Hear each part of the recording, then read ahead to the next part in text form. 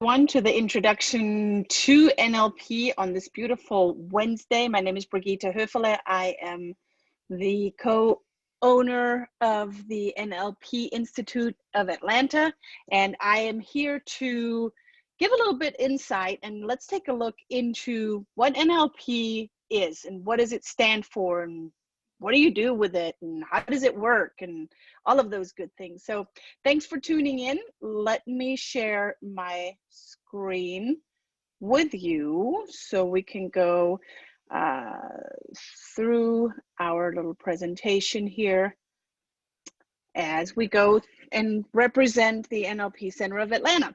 So NLP, what does it stand for? It stands for Neuro-Linguistic Programming, and it is all about, as you already see, it's all about increasing choice and flexibility. So neuro, let's take it apart. NLP. Neuro is your brain, it's your operating system. It's what lives between your ears. It's what we use and where our thoughts are happening, and all of our main center of operations, right? So neuro is our brain. Linguistic is actually what comes out of our mouth, or perhaps not necessarily out of our mouth as we talk to ourselves. It's where our communication happens, either outward to others or inward to ourselves. And programming is all about the behavior that we program in ourselves with our thoughts and our self-talk, or onto others. So neuro-linguistic programming is, let me admit these folks here. Why is this not working? Bear with me. This is interesting. I have a little problem here on my end, so bear with me. Bear with me. Oh, here we go. Here we go. Sorry about that. So NLP is all about our brain, of how we are communicating and how we are programming ourselves and programming others. With programming, I don't mean it negatively or even manipulatively. It is just something that is happening. And if you ever, think back to when you were in your imprint phase, when you were a child and you were between age 0 to age 7-ish, there was a lot of influence from the people around you, siblings, parents, thought leaders, teachers, aunts, uncles, family members, religious leaders, and they have programmed us. Our TV program programs us. Advertisement programs us. So we got to first become aware of what are the programs that we're running and how is it supporting us, and becoming aware of what programs are no longer serving me and what can I let go of. Sounds easy, not as easy. So let's go into what NLP really is. And I'm going to go through the laws of NLP. I'm also going to give you a little bit of insight of what the foundation of NLP is. So Richard Bandler and John Grinder are mathematicians, and they have put language of highly successful people in strategies. In math, they actually took it mathematically apart in order to get to the root of how are they doing it? How are they communicating? What's going on differently in their head? And how are they programming themselves perhaps differently? So they, took these success strategies or success patterns of these highly successful people apart and looked at them closely and put them into what we call the laws of NLP, and then it goes way much deeper into that. Our practitioner course alone is a 10-day course that we teach, that I co-teach with Christian, and it goes way deep. So what you're seeing here is only the surface of NLP, okay? It is the basic communication skills, and it is all about people. It is not, and I can't stress this enough, it is not about manipulating people. It is about understanding how other people communicate so we can be better communicators. Most relationships are falling apart because there's something that is that lands with the receiver, that the person that sent the message, the sender of the message, didn't even intend to send it that way, but they didn't know any better. So going back to what we said here, we're all about increasing choice and flexibility. We're all about creating that choice and flexibility in our word catalog, in how we do things and how we react to them. And I really encourage you to not react, but act upon what you know is best in the moment that you're in with the resources that you have. So let's look at the laws of NLP. One of the laws is the map is not the territory. And actually, let me find my little visual that I wanted to put in here. Let's see. Here it is. Let me unskip this slide. So the map is not the territory. That means that, let me give you a story rather than explaining this to you. Imagine you are witnessing a car accident on the street. Say there are two cars colliding on the street, and you're watching it from, say, the second floor in the house that you're in. You're looking down on the two cars that collided. And then say your friend was on the other side of the street and watched it right from street level. And then of course there are the people that were driving the cars, and there are other pedestrians and other car drivers around. So the accident happens, the police comes along and asks everyone that kind of, stands by to give a testimony on what happened. So the police, asks everyone, asks you're on the second floor or the third floor of the house, asks your friend, asks the passengers that are passing by, asks the drivers of the cars. Everyone is telling the same story, the same same thing that happened, but everyone is telling it differently, from different viewpoints, from different angles, from different with different experiences that they had before and how they experienced it. Did they feel it more? Did they see it more? Did they hear it more? Did they have an inner dialogue around it? So everyone is describing this accident in a little different way. That does not mean that there's only one person that tells it the right way. And that really means that the map is not the territory. We can only communicate our experience the way that we are experiencing it. And we are, as you see here in the middle of the screen, we're all deleting, distorting, and generalizing information, because we have at any given moment 2 million bits of information flying at us, right? I would even argue that now we have even more information flying at us with social media. And just imagine you sit on the couch and you have the TV running and you have your phone in your hand, and there's probably your kid that's there with their laptop, and then you have other things going. Yeah, you might have someone blasting music from next door or from one of the kids' rooms. There's a lot of information, may it be auditory, kinesthetic, auditory, visual, olfactory, or gustatory, flying at us. Those are the 5 senses, right? You either see them, hear them, feel them, smell them, or taste them. So we have all this information flying at us at any given moment, and we've got to delete, distort, and generalize in order to not get completely and utterly overwhelmed by all of the information that's flying at us. Knowing that gives us more respect to how the other person is seeing the world, seeing their map, and representing their map of the world. It's all about respect. And that also brings out, as you see at the very bottom, that turquoise arrow that goes into our behavior, because all of this is a nice little circle that shapes our behavior and that shapes the behavior around us.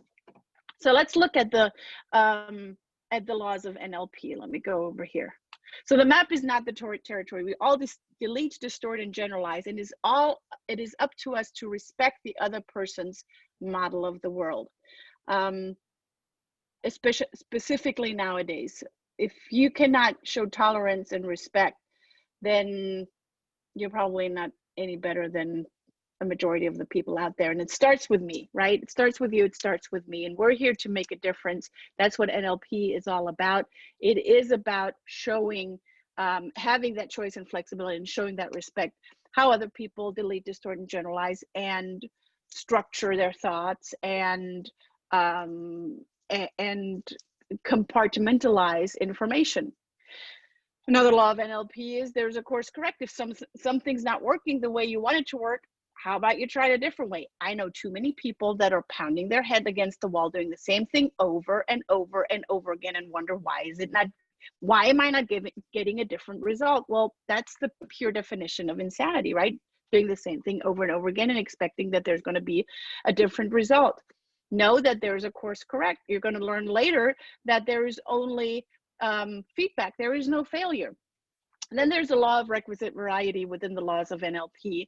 And that law of requisite variety states that the person with the most flexibility controls the system, which also means that the person that has a good word catalog and is able to switch between, I'm going to show them here, are able to switch between the word catalog of the auditory and the word catalog of the kinesthetic and the word catalog of the visual and the word catalog of the auditory digital, the more flexibility one has in their communication, because not everyone communicates exactly like you. Now let's put some more fuel on this. So not everyone is a nurturer. So the nurturers have their own word catalog. The knowledge people have their own word catalog. The action folks have their own word catalog on what they value, and so do the blueprints. So in order to have a good word catalog, you must be able to speak in all of these different word catalogs: visual, auditory, kinesthetic, auditory, digital, and nurturing, knowledge, action, and blueprint. Often we only speak in our dominant value code and in our dominant representational code. Now, if we speak in our dominant value code and representational code, we're actually missing, yep, the other 6. That's a big ouch, specifically when you're writing emails or web copy or marketing copy. If you're only writing in your dominant code, what comes natural to you, you're missing out the other codes, and you're missing out how other people communicate. Not are you just missing them and therefore dismissing them, and clearly you're not talking to them because they can't understand you. You're spoon feeding them to your competition, because your competition probably doesn't speak your language, it speaks a different language. So it would just help you to have more choice and flexibility in how you communicate. NLP is all about the structure of your thoughts and your memories. It is about thoughts lead to, this is a pattern, and I want to encourage you to write this down. Thoughts lead to feelings, feelings lead to actions, actions lead to results. Now, be mindful of your thoughts and your memories, and know with the submodalities, which you're going to learn in the NLP practitioner course, you can actually go back and fine-tune the thoughts and fine-tune the memories. Your results are only as good as your mindset. There he goes again, that success pattern that I just described. Thoughts lead to feelings, feelings lead to actions, actions lead to results. So if you have results that you don't like, it starts out with your thoughts. Let's just play this. Let's just take an example. You lay in bed in the morning and the sun is shining and you can't wait to get up, and you get up with a lot of excitement and looking forward to an incredible day. And it starts out with a thought. You open your eyes and you're like, oh, the sun is shining. It's a thought. The sun is shining. Oh, fantastic. That thought turns into a feeling. Oh, that makes me warm and it makes me excited, or whatever the feeling might be, the uplifting feeling that you have makes you want to get out of bed, right? It makes you want to get out of bed and get you into action. So that excitement or that fuzzy feeling or that feeling of joy or love or whatever the positive feeling is that you might feel gets you into an action. And that action, at the end of the day, if you look back, brings you results, gets you to where you wanted to be that day. Now, we can also play this game, and so that would be the positive result of this formula, if you will.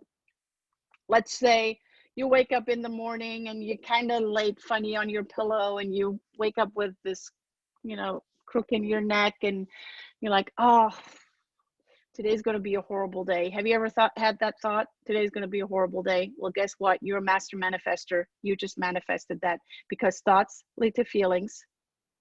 That thought of it's going to be a horrible day turns into an even worse feeling than the feeling in your neck. That feeling turns into an action of, I just want to drag my feet. Actually, I just want to stay in bed. Let me just stay in bed all day long. And that action, or even worse, that lack of action, gets you to your result. And you look back at, throughout the day, you have a result or you have a lack of the result that day. And you look back and you're like, yep, today was a crappy day because I made it a crappy day. It starts with your thoughts. So know that your results are only as good as your mindset. People are not their behavior. We all come from a positive intention. We all come from a place of safety. And that goes back to our imprint phase when we were small, when we were little kids.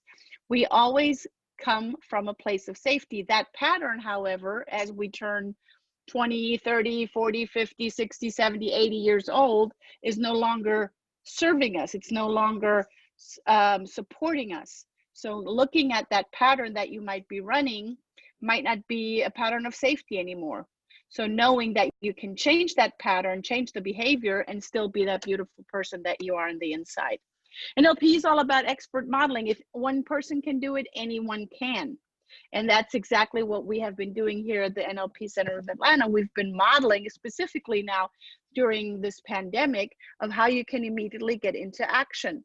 So we are modeling for you so you can simply, I'm not saying copy paste, but if you pay close attention, there's success patterns that we are modeling to you. You got to mimic them and then apply them into your own life, into your own relationships, into your own world, into your own business. When you change one modality, you actually change them all. Imagine a person that might come to you and you might have had interactions with that person. Maybe they're, very, very close to you, AKA that's yourself. That might be a little, their shoulders are kind of dragging and their head is down and they're just very in tune with their feelings, because later on in this course, you're going to also learn where the I patterns live and what that means. So they're very in tune with their feelings and they're kind of like this. And, if you would just take your shoulders back and look up into the sky and see the possibilities, that would be changing one modality, which is your physiology and the way you hold your head. When you start changing that, you're not connected to your feelings that much anymore. You're actually able to see what is ahead because your visual eye-accent cues are up here, what we're going to learn later here. And you're able to look at it from a different point of view.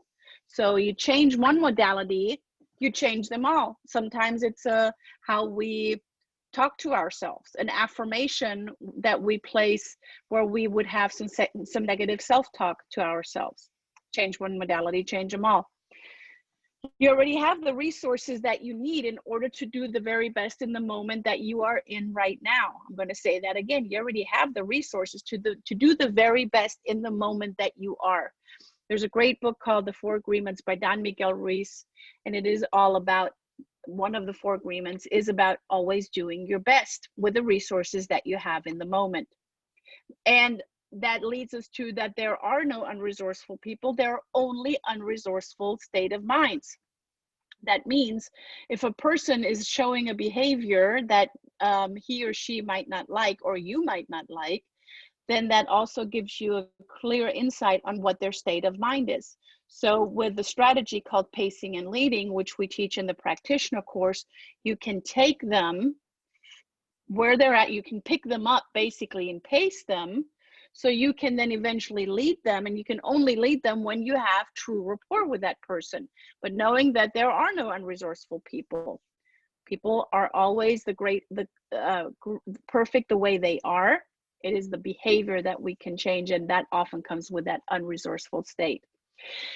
Oh boy, here it is. You cannot not communicate. Often I have to tell my face separately to just shut up, because our physiology, our body language speaks without using any words. If we go by the Moravian communications model by Albert Moravian, who put high emotional communication in 3 categories, and that is words, tonality, and body language.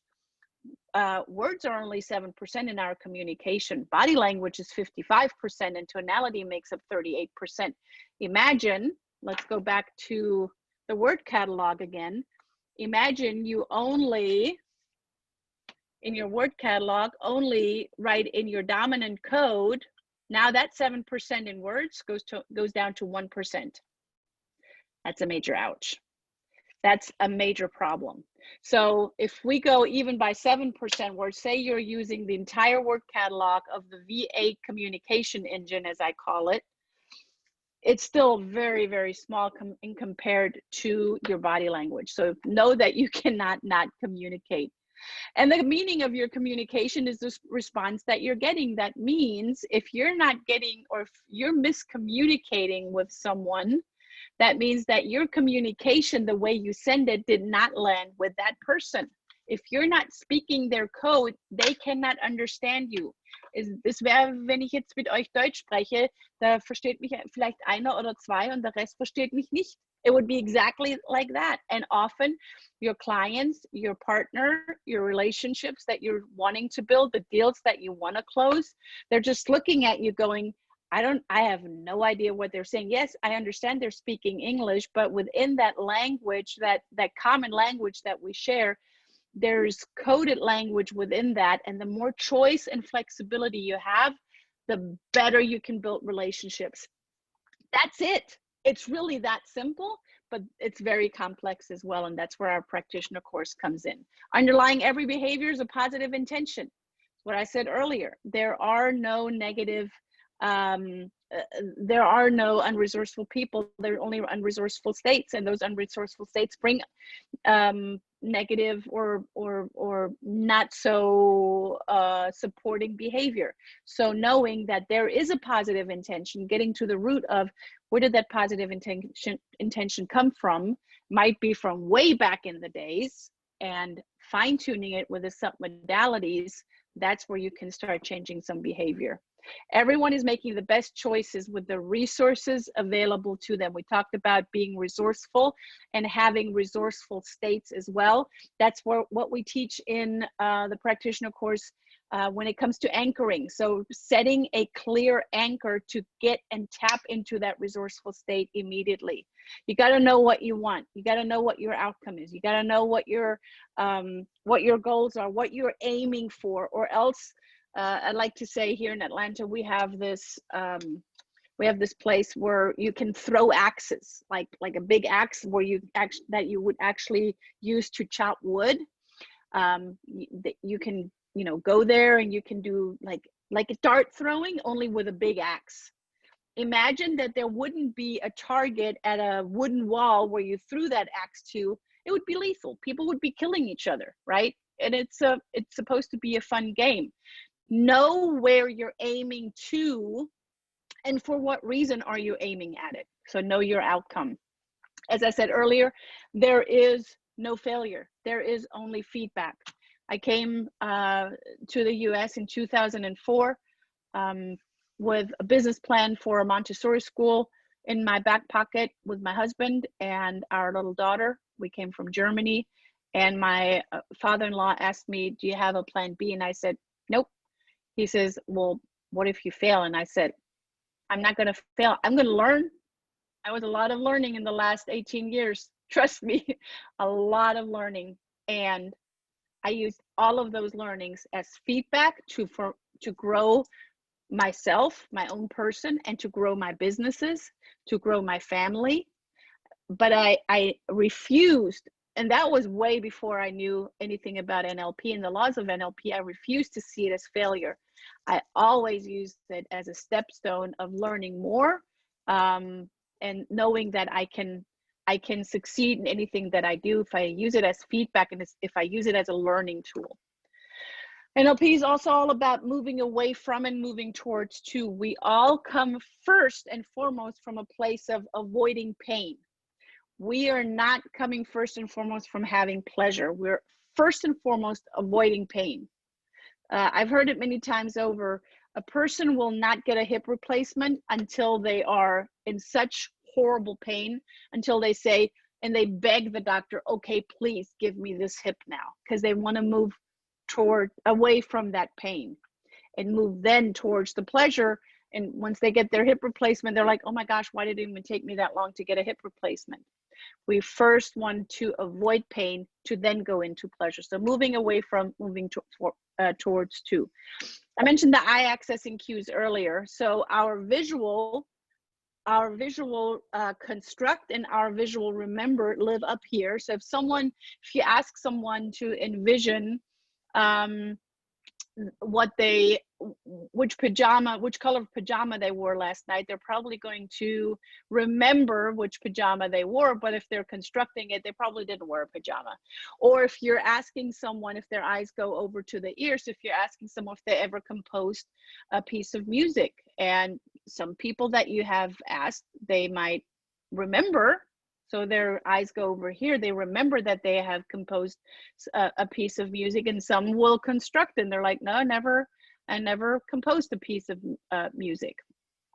And then there's the tapping into, so your eyes going down, there's your tapping into the feelings, and there's the tapping into the self-talk, the auditory digital, right? So there's the K is the kinesthetic, tapping into your feelings. That's where a lot of people that are really in tune with their feelings, may they be depressed or sad or whatever the emotion might be, they're super in tune with their feelings.